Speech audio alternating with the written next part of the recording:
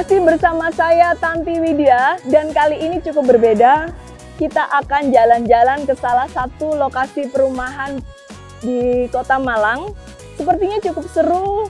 Sekalian kita bahas bagaimana cara sang owner bisa tetap bersemi saat pandemi seperti ini. Yuk kita langsung cek. Debana Residen.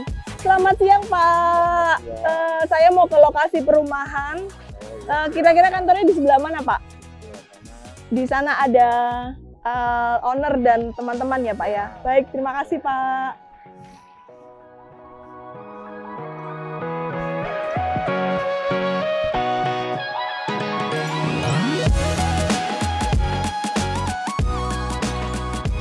Bisnis di sektor properti mungkin saat ini cukup menjamur di area Malang Raya. Dari sini bisa kita lihat bahwa di Malang sendiri merupakan daerah yang cukup subur di sektor properti. Ya, sudah banyak kan contohnya? Sangat banyak perumahan yang sedang atau sudah berdiri di Malang. Mulai sekitar tahun 2010-an, banyaknya perusahaan di Kota Malang, mahasiswa dan pekerja dari luar kota cukup mendorong kebutuhan akan properti di Kota Malang. Tapi di masa pandemi ini, masihkah mereka bisa bertahan? Dan apakah ada tips untuk bertahan di era pandemi? Langsung aja yuk kita ketemu dengan Pak Azhar selaku owner dari PT Azharindo Utama. Selamat siang Pak. Siang Bu Tanti. Assalamualaikum warahmatullahi wabarakatuh. Kita nggak salaman ya. Oke, prokes. Nah, ini kita perkenalkan, beliau adalah Bapak Azhar, salah satu Developer. Pengusaha properti besar di Kota Malang. Nah, nanti kita perkenalkan habis ini ya Pak ya. Dan di sampingnya Pak Dofar, dia adalah Direktur Marketing di PT Azharindo. Baik Pak, waktunya sekarang untuk Bapak memperkenalkan diri, silahkan. Assalamualaikum warahmatullahi wabarakatuh. Selamat siang, Alhamdulillah. Hari ini berbahagia sekali karena bertepatan dengan hari ulang tahun Arema. Kota Malang. Bravo Arema. Arema. Salam satu jiwa. Jadi, alhamdulillah Mbak, bersyukur pada Allah Subhanahu wa taala. Ini adalah sejak 2009 kita sudah terjun di dunia properti ya Pak ya. Mulai dari yang 5.000 meter, 1 hektar, 2 hektar, 3 hektar. Alhamdulillah sekarang kita punya 2 proyek. Yang satunya ini 5 hektar. Yang satunya lagi 25 hektar. Alhamdulillah. Ini kira-kira Pak, ada nggak bisnis sampingan selain properti mungkin? Iya. Atau bisnis pengikutnya properti mungkin Pak? Sementara ini kami fokus di dunia perumahan. Apakah ada kendala yang cukup besar yang membuat Bapak merasa harus istilahnya lebih mengeluarkan big effort untuk mengembangkan usaha Bapak selama ini? Rasanya tidak ada. Jadi karena begini, semua yang ada dalam dunia properti itu menurut kami bukan kendala, tapi itu memang harus kita lalui gitu loh. Misalnya, jadi semua proses yang ada. Misalnya kita bernegosiasi saat beli tanah, terus kita menyelesaikan legalnya, kita selesaikan perizinannya, kita tata SDM-nya untuk bangun, untuk nata dan sebagainya. Nah, dalam proses itu, ya itu memang harus dijalani oleh seluruh developer, baik besar maupun kecil gitu. Ya, berhubungan dengan bank, berhubungan dengan pajak, ya itu bukan kendala kan? Betul. Ya Mas ya? Iya, betul. Itu semuanya sudah SOP-nya ada properti. Yang wajib dilakukan. Yang wajib dilakukan. Dan pasti dijumpai oleh setiap developer. Iya.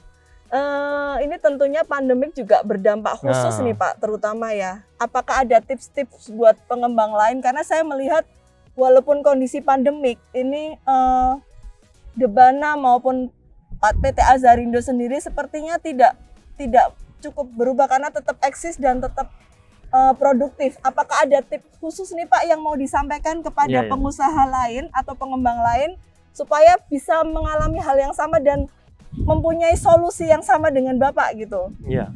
Jadi saya rasa kita semuanya adalah baru menghadapi pandemi. Artinya tidak ada orang di sekarang ini yang pengalaman menghadapi pandemi. Pernah katanya ada pandemi tahun 1920, tapi kan insya Allah nggak ada lagi yang hidup di zaman ini kan. Jadi baru. Baru. Jadi ini hal baru bagi kita, tetapi satu yang penting bagi kita adalah menjaga kepercayaan. Kami kemarin tahun 2020 di awal-awal pandemi itu juga sempat proyek ini agak sempoyongan lah kalau bahasa saya. Sempoyongan, aduh gimana nih, sampai kemudian ada banyak user yang membatalkan. Tetapi yang kita lakukan saat itu adalah membuat user tenang apapun pilihannya. Baik itu melanjutkan, bersabar menunggu, dan membatalkan kita pastikan mereka terlayani dengan baik.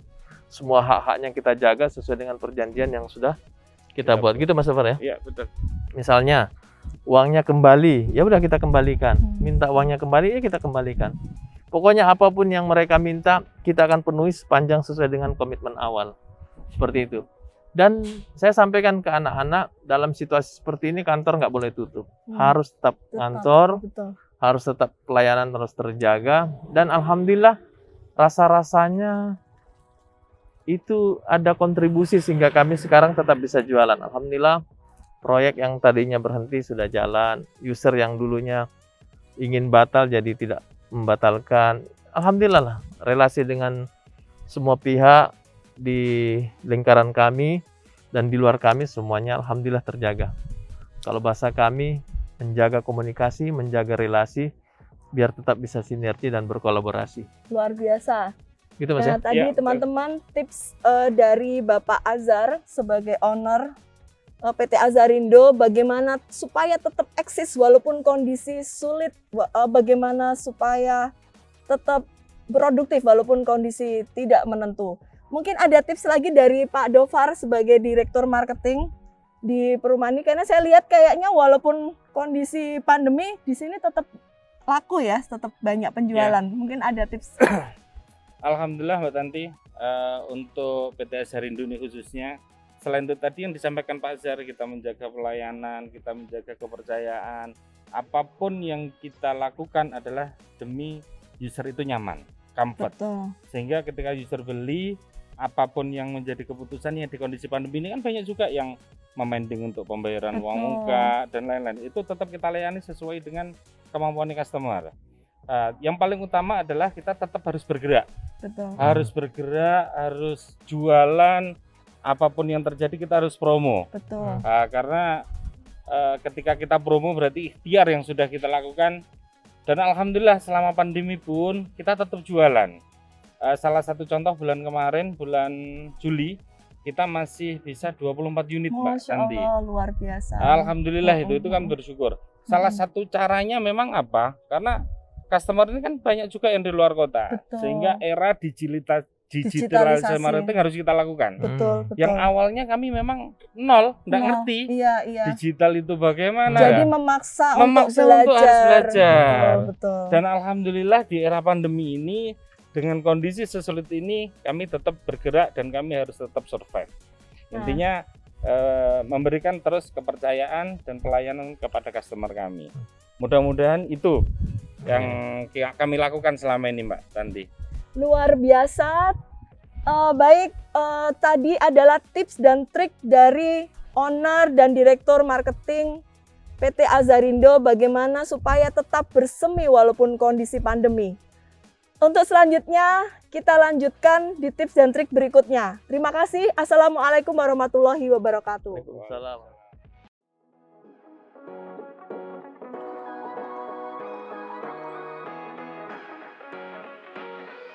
Wah, menarik sekali kan obrolan kita kali ini? Memang yang namanya perusahaan pasti mengalami naik dan turun. Tetapi tinggal kita sebagai pengusaha mengupayakan bagaimana perusahaan tetap jalan dan tidak sampai mengurangi jumlah karyawan. Dari obrolan seru siang hari ini bersama dengan owner PT Azharindo Utama, dapat kita simpulkan bahwa pandemi memaksa transformasi digital berlangsung lebih cepat. Sebelum pandemi melanda di Indonesia, transformasi digital diperkirakan baru terlaksana 10 tahun mendatang di tanah air. Namun semenjak virus corona melanda dunia, masyarakat dipaksa bertransformasi ke digital.